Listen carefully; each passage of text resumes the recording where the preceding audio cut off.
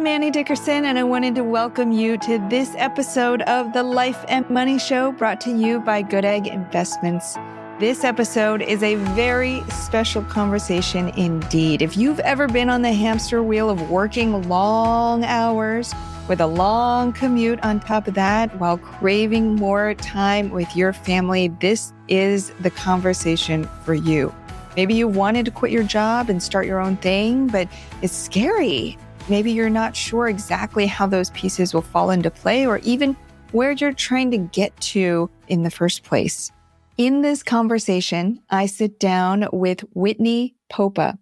She's the founder of Popa and Associates, a Seattle-based copywriting agency where she and her team help to tell the story of businesses and what they're trying to accomplish and help them to build a community of people around them. But in this conversation, Whitney starts by telling the story of a huge and unexpected occurrence in her overall journey, something that really shook the foundation of what she thought that she wanted and where she thought she was going. And this was very early on in her career. And we're going to start off with that story, and then we're going to dive into how it then shaped her perspectives on her career and climbing the corporate ladder, and then later with motherhood and how she started Popa and Associates and the transition from being a W-2 employee to striking out on her own, starting this business, and seeing the success that she has over the last several years. And then we're also going to get into her thoughts around money mindset as a business owner, because it's not always easy. There's a lot of fears, a lot of doubts, a lot of anxieties that come along the way when you're owning and operating your own business. We'll get into all of that. So if you are thinking about maybe quitting your job and starting your own thing, you're definitely going to want to stick around, especially till the very end. Whitney shares a really simple but profound hack that she uses in her own business that has really transformed the energy around the money in her business. But first, before we dive in, I talked a little bit about how Whitney and her team are helping businesses to create these communities, because that's really where it's at. Whether you're a writer or you are working a W-2 job or you are starting your own business or you're looking into real estate investing, it's important to have a community of people around you, people to support you, people who have gone before you and can share their tips, and people you can use as a sounding board and ask questions to keep you going, keep you motivated and inspired to continue to take action. And our version of that is the Goodegg Investor Club. It's a community of like-minded people who are all about creating wealth through investing in real estate. So to join the Goodegg Investor Club, you can go to goodegginvestments.com/invest. We can't wait to see you in there. All right. With that, let's dive into our conversation with Whitney Popa. Whitney, welcome to the show. How are you? I'm great. How are you? Oh my goodness. I'm so glad to have you here. I've been looking forward to this conversation. You know, one mom to another and one business owner to another. I think there's so many things that I want to say normal people may not understand, that when you have a child and you're trying to start a business, it's a lot. You go through a lot of transformation all at once. So I'm excited to dive in and to hear more of your story. But to start, I know that there was a pivotal moment in your journey, even before you had your child, that really shaped the trajectory of your journey. So would you take us into that moment in your timeline? Sure. We were connected through a mutual friend, Kim Knievel, who I worked with in my first PR job. And I was there at this big global agency for about 5 years. That's longer than a lot of people stay at these agencies, just because it's such hard work for so little pay at first, quite honestly. We're both really hard workers, and we were in our early 20s, both working on behalf of Microsoft. And I was at work when I got the phone call that my dad was diagnosed with brain cancer and that he had to be driven over the mountains like that day to come to the hospital. I'm in Seattle, so he was across the state, and thankfully they came to where I was for him to have emergency brain surgery. And that's kind of when everything shifted for me, where I had this whole series in Seattle, just like in the Bay Area. There's a lot of sexy companies to work for. Probably any name that you can think of that you would associate with Seattle, I worked on behalf of them. That was the moment where everything clued into me. My dad was a parks director, so his whole life was designed around play, his whole career. Then here I was, just very externally validated, very into getting that next A and not really sure how to get it in the real world, quote unquote, in these jobs where I was working 80 hours a week and getting feedback on comma placement and things like that, which is important. I think I had it right. I mean, I have an English degree. Everybody's got their own comma rules. Oh, Yeah.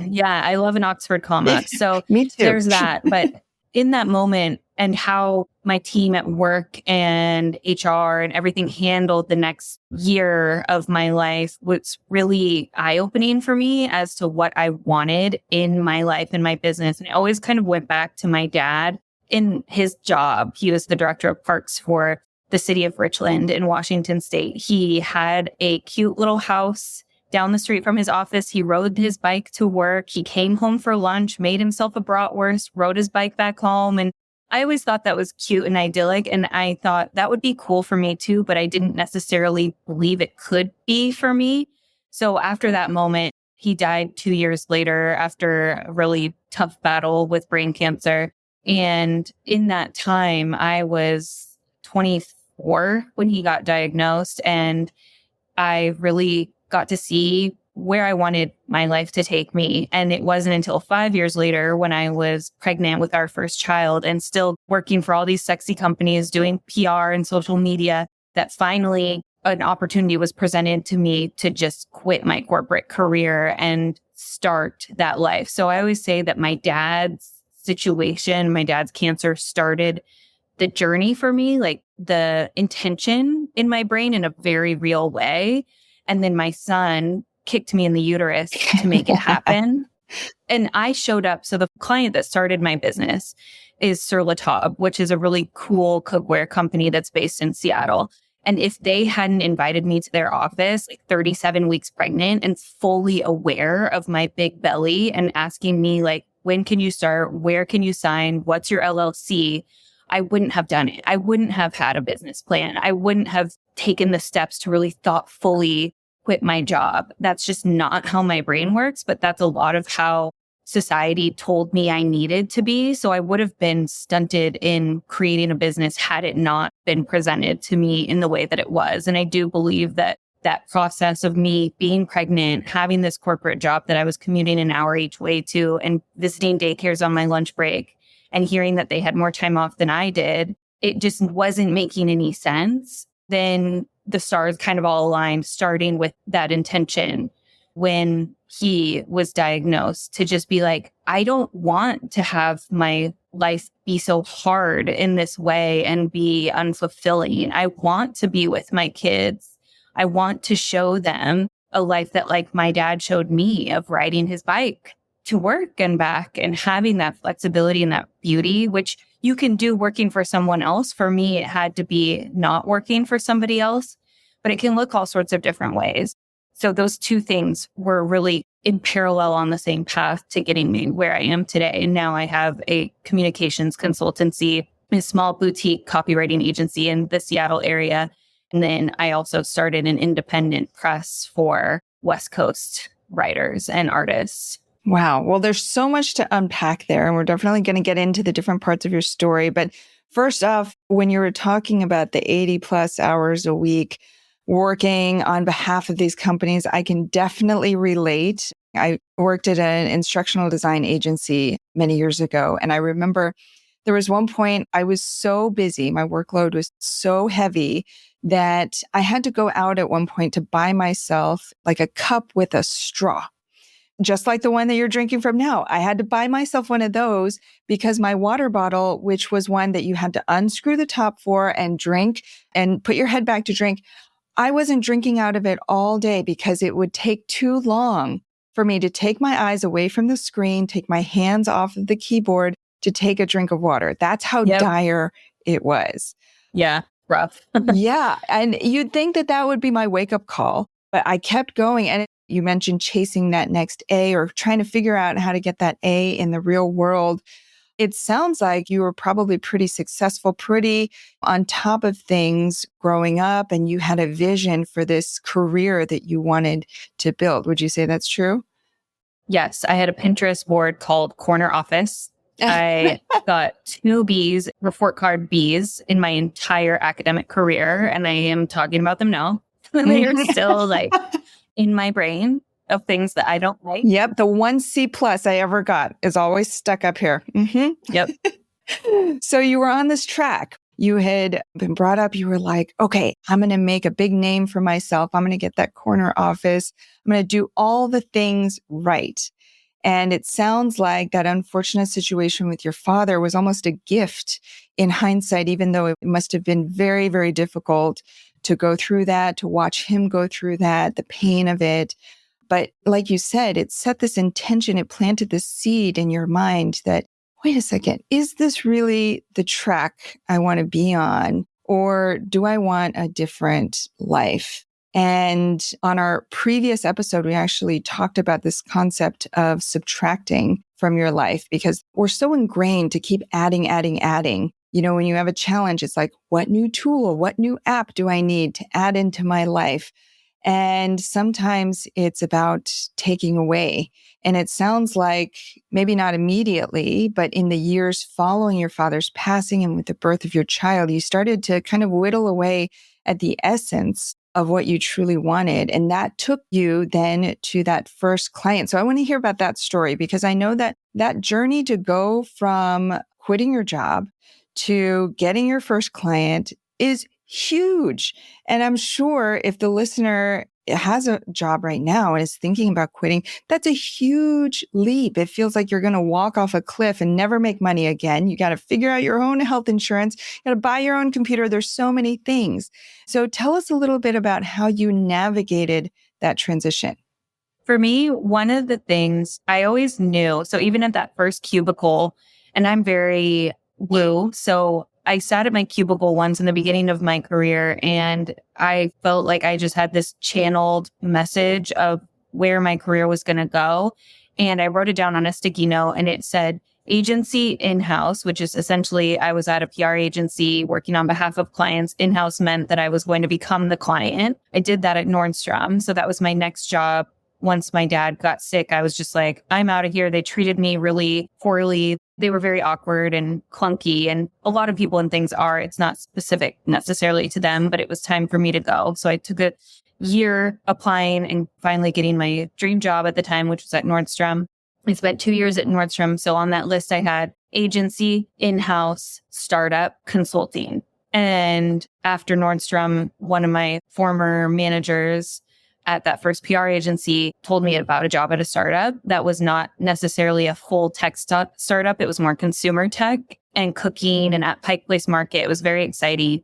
So I took that job. Then I got laid off. And you would think that that would be the time where it's like the universe is putting these things in front of you. And this is all after my dad got sick, where it all gets kind of muddy. I was in this position of you could start your business now or become the consultant, like on my list. That wasn't really like me planning. It really felt very like, this is your path. This is just a channeled thing. Like you were being led. Yeah. And it felt like this would make the most sense as like the space is open for you to, but my ego said, no, you need another job. And I just really had to prove to myself that I was hireable. It took me 6 months to find my last corporate job. In that time, I was trying to get pregnant too. I found out that I was pregnant on the first day of a contract job that I had for Amazon. And then everything got pretty wild.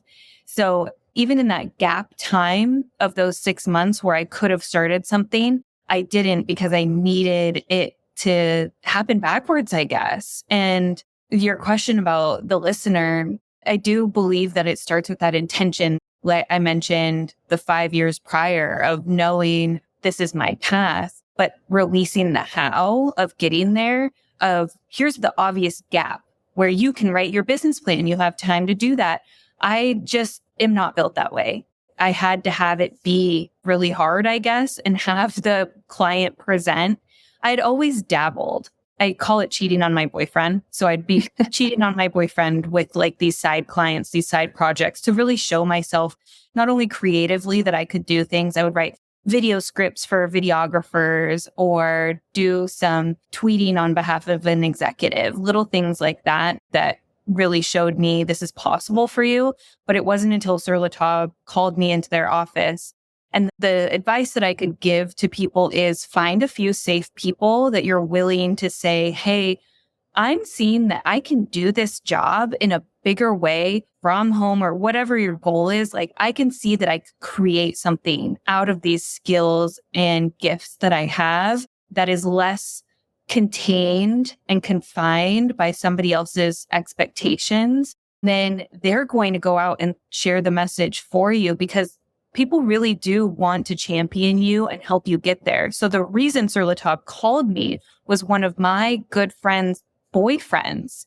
My good friend had told his boyfriend. Then he worked at Sur La Table and told a girl who worked there. So if you have those really close friends, and I hadn't even remembered that I had said, hey, I think I can do this outside of this formal capacity. And I just got an email one day of, hey, we're looking for this exact thing that you do. And it has to be paid to an LLC, not to a person who's a contractor. So I had to spend the weekend figuring out how to set up an LLC. For me, it had to be that way. It could not be planned. And I'm so grateful. It couldn't be planned in the sitting down and writing the plan sense. It had to present itself. And then I had to figure out how to make it happen. And I really want people to hear that and be open to how it presents. If you are a business plan person, do that. I do feel like that creates the intention and helps you put together your idea. For some of us, we're like more broad manifestors where it's like unspecific. I know that this is meant for me. And sometimes I get neurotic about it and then I forget about it and I release the how and it eventually presents. But it's also finding those safe places to share your dreams and know that they will be held and taken to places that you could never even imagine. So it feels kind of magical, but at the same time, it had a lot of planning behind it, just not the type that we're really served in the world of this is how you start a business. It sounds like your journey, it's such a great example of manifestation in progress because it's like you held this loose intention of this vision of what you wanted, but you didn't get stuck on the details. You didn't say, this is how I want to do it. This is when I want to do it. This is where I want to do it. You just said, I think I kind of want to go in this direction. And you kind of let it go. You were neutral about it. And by the way, you're in great company with the woo here, because I fully believe when you release it and you let the forces come in, that's when the magic happens. And it sounds like that's exactly what happened with this Sur La Table client who kind of fell into your lap through these mysterious forces that kind of put it all together.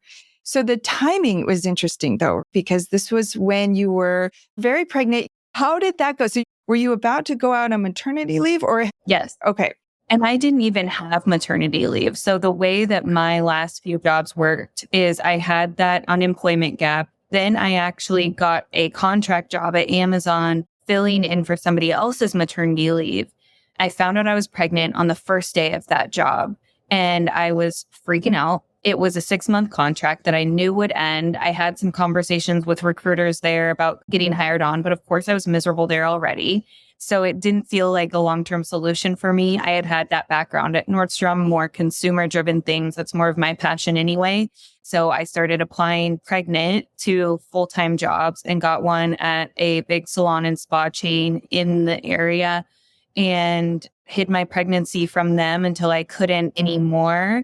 I was told in their HR office that I got 6 weeks unpaid. This was before in Washington, we now have like more motherhood benefits, which I'm grateful for. but I never qualified for any of them. So I had 6 weeks unpaid leave. And that was in the back of my mind too, as all of these things were happening.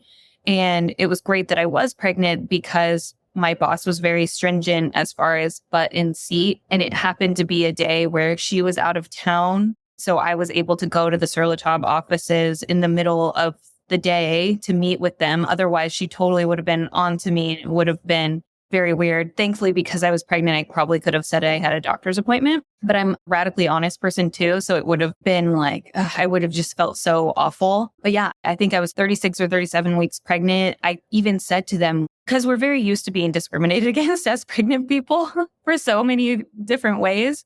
And I was like, you see my belly here? Like, they were completely unfazed. It was so beautiful. Like, even kind of makes me feel emotional now, just in the fact that like they knew that if I was capable, we were going to figure it out. And we did. And I was with them for 2 years as I was building my business and had other clients too, until I had my next child, where I was like, this is kind of at a good place where it's more than I want to take on in my business right now. And so I handed it to the next person. But in those 2 years, they just were like, when can you start? Wow. And isn't it interesting? Even the piece about your boss being out of the office, it's like the timing is always so perfect when you're following the breadcrumbs of what you're meant to do and where you're meant to be. I find that so fascinating. So it sounds like your transition from a W-2 job to then contracts and then building your own business was more or less kind of organic. You kind of went from one to the next. Was there ever a moment when you were like, I'm quitting my job, I'm never going back? Or was it kind of like, I think I'm going to try this for a while, see where it takes me? I started my business while I was on my 6 weeks of maternity leave. Then I went in to tell them that I wasn't coming back. And part of me didn't like that I was a statistic. And it wasn't a burn all ships sort of situation for me until probably the second year of my business. Because if I got nervous about money or clients or anything, then sometimes I would scroll for jobs. But as a writer, I have this weird thing about cover letters. So anytime I would see a job, I would be like, ugh, too much work with the cover letter. Like even applying, no, thank you. They're making me do so much work to even get there. At a certain point, I started really believing this is it for me. It became a burn all ships thing. I will do whatever it takes. I will sell things from the garage so that I do not have to go back into somebody else's rules, office, etc. Because even as a little girl, I was always built that way. I always knew that I needed to work for myself. And then I got incongruent in the sense that I listened to other people's advice and well-intentioned desires for my life. And what I always believed was my path. So I needed to get back to that. I needed to get back to myself. And I started doing a lot of inner soul work and becoming more internally validated, because I realized how externally validated I was. And I know we'll talk about money too, but in that way as well, like I externalized a lot of money decisions. So went on this whole like back to self journey in having my business, which is a very vulnerable thing too. Like you are so much more. Your business is you when you are a freelancer, a person who is literally building a business on your name. You have to be like solid inside. So I started doing that work in parallel, again, kind of more organically. But yeah, the transition, it almost felt like kind of if you give birth without drugs, it's like, it's just what my body knows to do this. There was no way that it could have made sense for me to go back to the office. It just was not built for me to be successful. And I knew that there wasn't an option at that time for me to go back and be able to have a child. Where would I have put him? He was 6 weeks old. Yeah. Let's switch gears and do dig into the money side of things a little bit, as you hinted at there. Because from starting a business myself, it's funny, when I first quit my job to start a business, I told all my friends and family, I was like, don't worry, I'm going to have plenty of time to hang out with you now. I'm starting my own business. Yeah. I'll have all the freedom and flexibility over my own time and my own schedule. That's cute. Cute, right? I know. But it's like you mentioned, your business is you and you are your business. And when you're working a W-2 job, it's almost like when you work more, you're making less, because per hour, you're making less overall. But when you're creating your own business, it's like there's no ceiling. And so every moment that you put into your business increases the earning potential for yourself and your business. But at the same time, there's two sides of the coin, because then you have to wrestle with your own money mindset, your own money fears. A lot of that comes up, especially as a woman in the business, a mom. You've got responsibilities, you have things that you want to do for your child, for your future. So talk to us a little bit about what were some of those money fears or money mindset? What were you thinking about as you were building this business and trying to get it to a place of stabilization? What's interesting about that for me is I didn't think of myself as super money driven at first. I knew like in the marketplace what I thought my value was. I still thought it was too low. And so I would always advocate for raises and for more money up front. But I had two goals when I started my business. One was to be able to spend some time with my son and kill the commute. Like those things go hand in hand. And the second one was to make half my salary, because that's what I would have been giving to the daycare or the nanny who got more time off than I did. And that felt very reasonable to me. It felt like a goal that I could achieve, like I could pin the feather in my cap of like, no problem.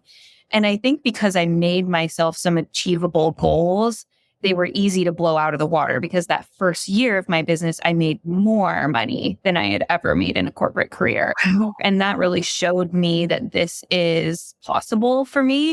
I actually just did the math on it, and I made 133% of my salary my first full year in business. Wow. And just me running my business with those conversations and those like cornerstone clients who really floated me to get in the next. And a newborn. Yeah.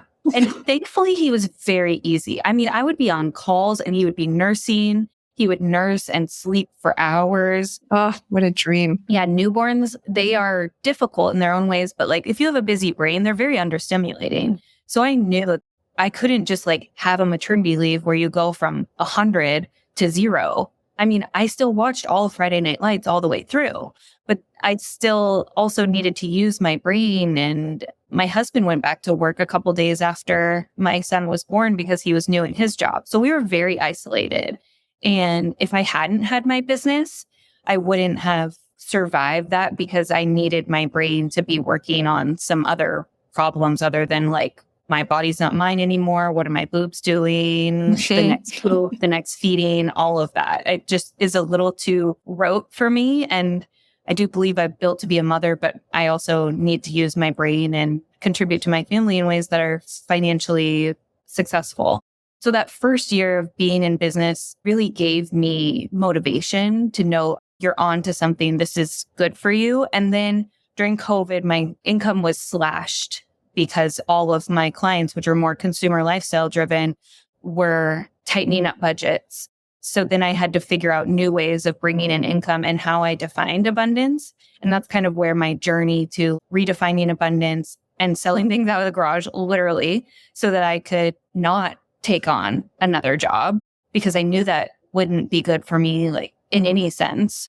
I had to redefine my relationship there. And that's when I started my money work too, because after that, when my income came back, it kind of plateaued at that same level. And I had to figure out and think about, how am I defining my worth and how am I making money? What are my streams of income? How am I managing my money after I get it? And ensuring that I'm articulating my value to clients, like all sorts of different levels of that. And knowing that I can, like you said, always increase, always work harder to make more and give back and create the cycle of abundance and not hoard, and just so many things. So then I spent probably the past 3 years, I've been really studying money and my relationship to money, which kind of ladders on top of that soul work, internalization. And then I had to add the money part on top of it once I was ready, and not force that learning either. That's been a whole part of it too, because I would think, okay, I had a $10,000 a month. Now let me have a $20,000 a month. It doesn't really work that way. You have to like energetically calibrate to that on top of the reality of the clients.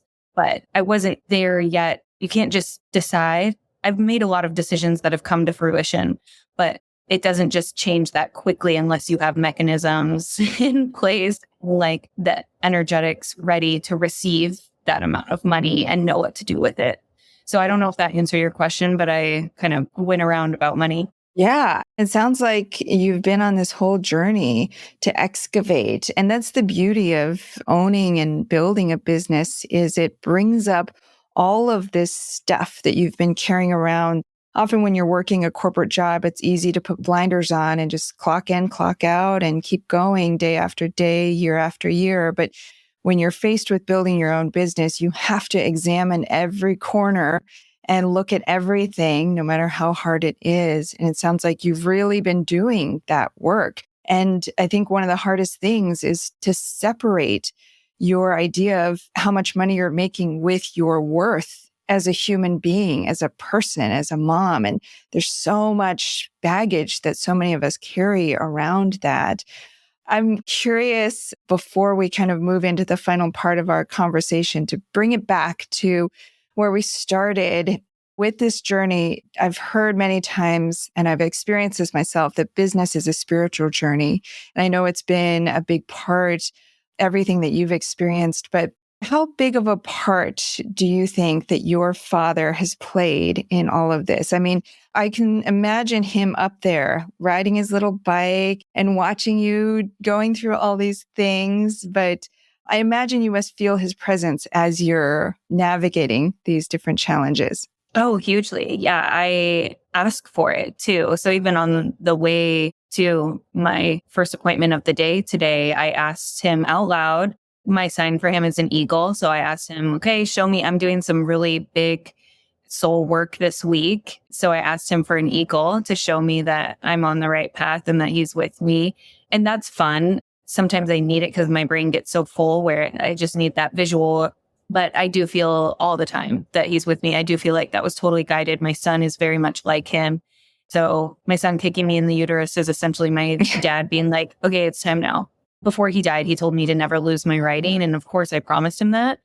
But I didn't know what that would look like and how I would make him, but mostly me, proud. And I've studied death and dying and spirituality behind that as well in this whole process. And like the souls of the people that you love, they don't want a specific thing. For example, it's not like he's up there being mad at me if I'm not repairing my relationship with my sister, for example. It's more about they want you to be happy, and that makes them proud by making yourself proud, not your idea of what you think they want for you specifically. It's more, are you happy? Are you content? Are you fulfilled? Are you purposeful? Are you of service in your work and your life versus, oh, I have to go do this family obligation that I don't want to do because my dad would want me to. That's not it. It's me living in congruence and authentic life that makes him proud and happy all the time. So that's where I think about it and where I take it. And every day I feel him with me and know that he is guiding it. And when I need extra support, I ask for it. I love that. An eagle, that's such a great sign. And it's the same. My father passed about 10 years ago now. And, same. I have felt, first of all, his passing was as painful as it was a huge gift in my journey, feeling his presence and feeling him orchestrate a lot of these things, quite frankly, behind the scenes and sensing his sense of humor through it all as well, even in the really tough times. But nothing's an accident. Everything's on purpose. It's very interesting to see how these things unfold and the pieces that they play in our overall journey. And it sounds like you've had an incredible, incredible journey so far. So with that, we're going to transition to the final part of our show, the Life and Money Show Spotlight Round. We're going to ask you 3 questions we ask all our guests. Are you ready? I'm ready. All right. First question is about your life and money. So share with us one thing that you're doing to live a meaningful and intentional life by design. When you first asked that question, the first thing that came to mind for me is every morning I sit with myself. So it kind of goes back to that internalization of everything and coming back to me. So I have a few minutes every morning where it's kind of a meditation, but more so I listen to these Abraham videos and check in with that, just making sure that I am living in authenticity to me and what I want my day to look like. And I set the stage for that. And then I do kind of a short meditation before I make my coffee and start my day so that I know that I'm setting the stage for something to be a strong foundation for my family and my business. And that has ultimately made me more calm, grounded, and I think made me more money, quite frankly. That's such a great and a profound but simple practice, just to, rather than rolling out of bed and picking up your phone as the first thing, but really giving that first priority, those first precious moments of the day to yourself and really creating that space for yourself. I know that that's probably one of the hardest things. Client work, easy. You're fulfilling things for other people, but fulfilling something for yourself can often be the hardest. So I love that. I'm definitely going to take a version of that into my practice too. Yeah. I always like to remind people that so much meditation feels so big and scary to people. And it really can be as simple as breathing and sitting. I do like 2 journal pages every day of what is my sole intention of the day? What am I prioritizing? And what messages, if anything, are coming through, and letting that be enough. Because even for high performers, we want to get the A, and there's no way to like get an A on meditation. It really is like, can I go on a walk and take a few breaths and let my mind quiet for a minute? So start anywhere. I love that. Second question is about others' life and money. So share with us a life or money hack, a tool, a tip, a resource, a book, anything that's really helped you on your journey that you think might help the listener as well. I have so many things that I can share, but the thing that I'm most excited about, and this is probably more specific to business owners, is I have a high yield savings account that I put all of my money for taxes for our best friends at the IRS into, and then allow that to make extra money while it's sitting in there. And it has been the best thing for me and my business. The app that I use, it's a fintech company called Wealthfront.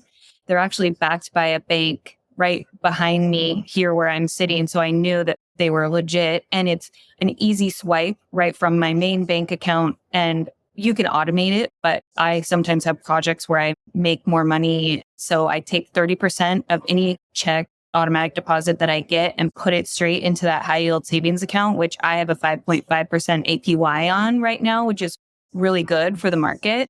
And I just love watching that money grow.